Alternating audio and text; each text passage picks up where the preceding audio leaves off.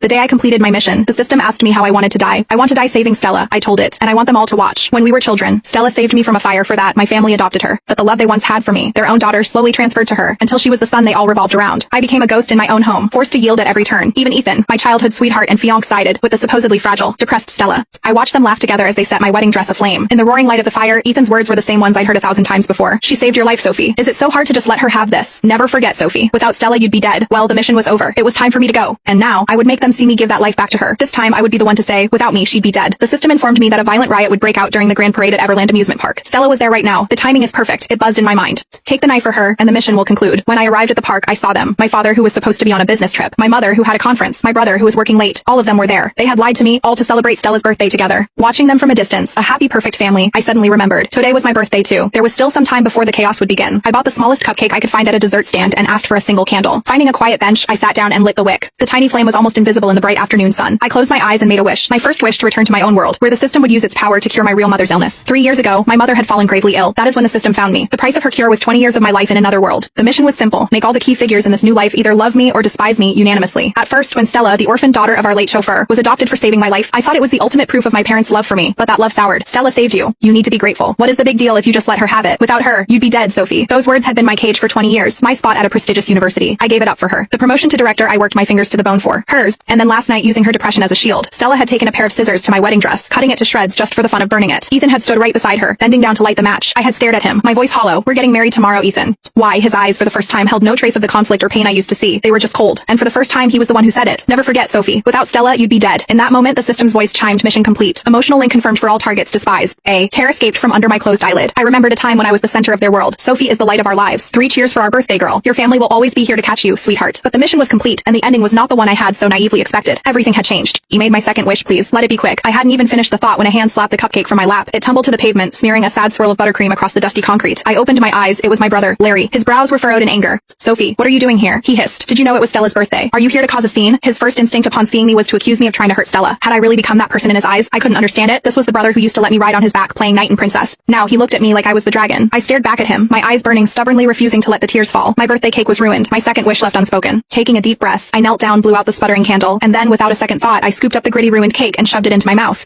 I chewed on the mixture of sugar, dirt, and my own crushing despair, as if I could swallow all the bitterness down. Larry was stunned. What are you? Passersby were starting to stare, his face flushed with embarrassment. He grabbed my arm, yanking me to my feet. What do you think you are doing? You are embarrassing the family. I wrenched my arm free, my voice a raw rasp. What am I doing? I am eating my own birthday cake. I screamed, my voice cracking. It is my birthday too. Did you even know that? Larry froze, the anger on his face faltering. After a few seconds of silence, his tone softened slightly, but his words were still sharp. Even so, you can't make a scene like this. I said nothing. I walked to a trash can and threw away the last of the mangled cake in my hand. Then I turned to him, my voice unnervingly calm. Don't worry, you won't have to be embarrassed by me much longer. After today, I won't be a part of this family anymore. Today, I said, looking him dead in the eye, I am giving my life back. He didn't seem to process it. What are you talking about? Sophie, another familiar voice. It was Ethan. He strode towards us, a shopping bag in his hand, the same wary suspicion in his eyes as Larry. His first words were an echo of my brother's. What are you doing here? He was so predictable, just like the rest of them. He was terrified I might do something to upset his precious Stella. The irony was suffocating. They knew how much they favored her, and that was why they were so afraid of me. As he got closer, his eyes caught the smudge of frosting at the corner of my mouth. He paused almost instinctively. He reached into his pocket for a handkerchief to wipe it away. I flinched back, dodging his touch. The lingering habit was disgusting. I looked at him, and a wave of pure hatred washed over me. I hated him most of all. We had grown up together, and he had always been my staunchest defender, my shadow. I truly believed I was the only one he saw, but when Stella graduated from college, he'd hired her as his personal assistant, a move that broke all company protocol. I saw them laughing together by his car one day, and a chill went down my spine. When had they become so close? Maybe I had been the outsider all along, and last night he had stood by and helped her burn my wedding dress. With that act, the system had confirmed it. No one loved me. He had, in a twisted way, helped me complete my mission, but the truth was simple.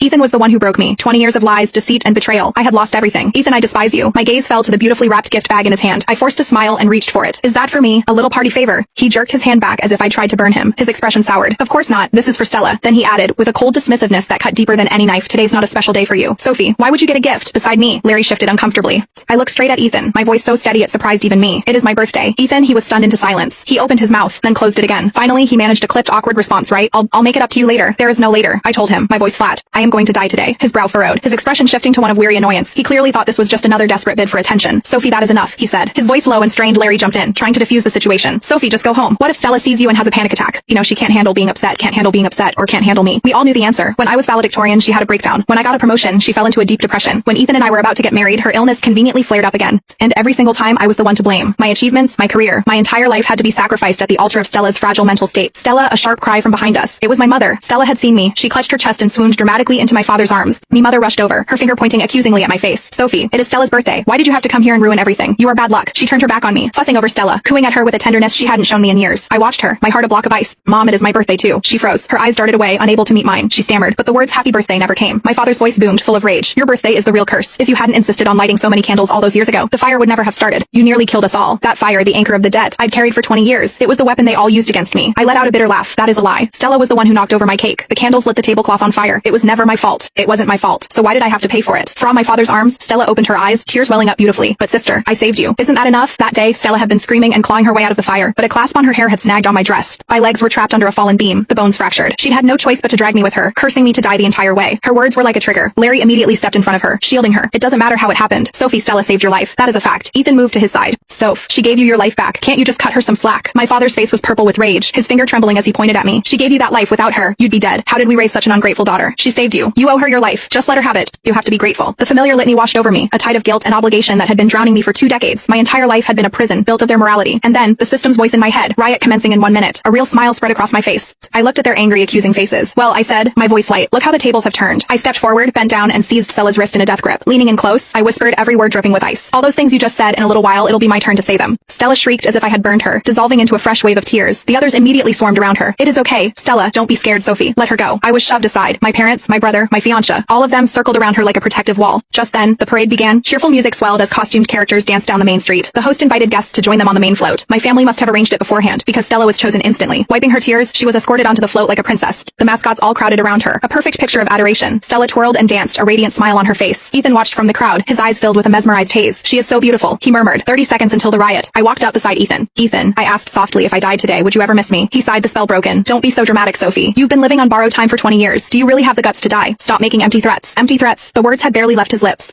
Triple active scream tore through the crowd. The riot the system had predicted began right on schedule. Several men with knives rushed into the crowd, slashing wildly. The parade float was their primary target. People scattered, their screams mingling with the stench of blood. In the midst of the chaos, I turned to Ethan and gave him a brilliant smile. Then, without a second's hesitation, I ran straight into the heart of the chaos. He finally reacted, his voice a shredded, desperate roar. Sophie, come back. Stella, at the center of the float, was the main target. She was paralyzed with fear, her face pale, her screams piercing the air. My parents and brother were on the ground below, yelling frantically. Protect Stella, save my sister. If a single hair on her head is harmed, I'll have your jobs. Security guards rushed in, tackling most of the assailants. Only one remained, his eyes wild with bloodlust. He raised his knife and lunged toward Stella, who was cowering in a corner of the float. Stella, Ethan's entire world was focused on her as he tried to push through the panicked crowd. But he was too late. Like a phantom, I appeared from the side and placed myself directly in the path of the blade. Schlick, the sound of the knife entering my body was a dull, wet thud. A bloom of warmth spread through my chest. Time seemed to freeze. All the noise, the screams, the music, it all faded away. I saw them. My parents' eyes wide with horror, Larry's mouth hanging open in disbelief, and the look on Ethan's face as his entire world shattered. In the next instant, all of them were running towards me. And then, I fell. As my consciousness faded, the last thing I heard was the cold, clinical voice of the system. Congratulations, host detachment successful.